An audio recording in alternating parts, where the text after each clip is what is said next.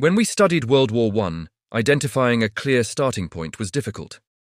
The causes were numerous, overlapping, and stretched across decades. World War II is different. Its origins are far less tangled. There is one clear driving force behind the outbreak of war: Adolf Hitler. Hitler had no hesitation about going to war.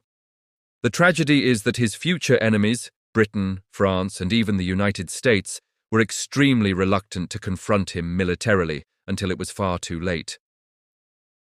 In the 1930s, pacifism was strong across Europe. In Britain, the Oxford University Debating Society voted in 1933 that its members would, under no circumstances, fight for king and country. In France, still traumatized by World War I, the focus turned to defensive warfare, leading to the construction of the massive Maginot Line, a fortified wall along the eastern frontier. Hitler recognized this reluctance and moved aggressively to exploit it.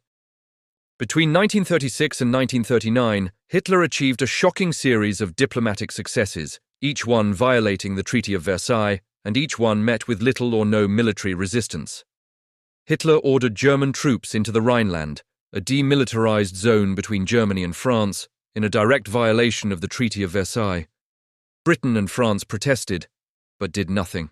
In 1938, Hitler annexed Austria in what became known as the Anschluss, another explicit violation of the Treaty of Versailles. Once again, there was no military response. The Sudetenland crisis of 1938 marked the point at which appeasement, as a strategy for managing Hitler's ambitions, reached its logical and disastrous conclusion.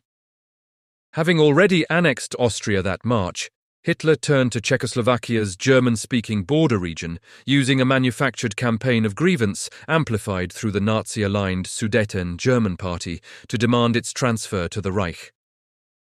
The stakes went well beyond ethnicity. The Sudetenland held Czechoslovakia's mountain defences and much of its industrial base, so its loss would leave the rest of the country strategically indefensible.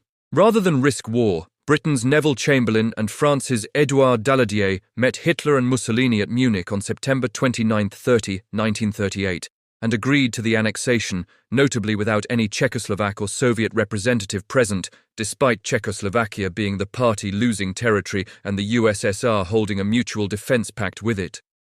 Chamberlain returned home proclaiming peace for our time, convinced that satisfying this grievance would preserve European stability. That confidence proved short-lived.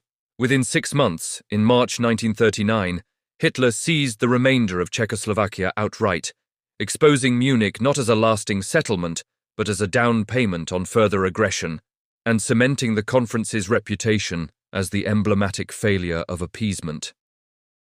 This time there was no excuse, since the Czechs and Slovaks were not Germans, and Britain and France finally realized appeasement had failed.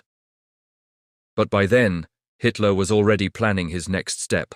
In the summer of 1939, Hitler decided to invade Poland. He knew Poland would resist, and that Britain and France might resist as well, but he understood that the only genuine military threat came from the Soviet Union. His long-term goal was to destroy the Soviet Union and turn its farmland, especially Ukraine, into living space for Germans. But Germany wasn't yet ready for that scale of war in 1939. In August 1939, Hitler offered Stalin a deal. Germany would attack Poland from the west, while the Soviet Union would be free to seize eastern Poland and parts of Eastern Europe. This became the Nazi-Soviet non-aggression pact, and it shocked the world, as two ideological enemies, the Nazis and the Communists, agreed not to fight each other. Under the pact, Poland would be carved up between them, with Germany taking about 2/3 and the USSR claiming the remaining third. For Hitler, the road to war now seemed open. On September 1, 1939, Hitler invaded Poland, and 2 days later, on September 3rd, Britain and France declared war on Germany. Hitler was stunned. He could not understand why Britain and France would go to war over Poland when they had not done so over Austria or Czechoslovakia. The answer lies in the mindset of British Prime Minister Neville Chamberlain. Chamberlain believed that Hitler was wrong to violate the letter of the Treaty of Versailles, but not necessarily its spirit, since Hitler had only absorbed German-speaking lands. To Chamberlain, both Austria's union with Germany and the annexation of the Sudetenland could be justified by the principle of self-determination drawn from President Wilson's 14 points. Chamberlain even obtained Hitler's signature on a document promising no further territorial demands, and he returned to London declaring peace in our time. But when Hitler seized all of Czechoslovakia in March 1939, territory that was not German, Chamberlain realized that Hitler was not following the principle of self-determination after all. He was simply a conqueror. Britain and France then resolved that the next country Hitler invaded would trigger war, and that next country was Poland. After Poland fell in 6 weeks, crushed by both Germany and the USSR, Britain and France declared war, but took no offensive action.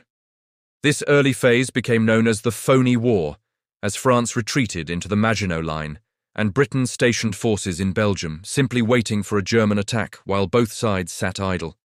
But Germany was preparing something far more dramatic.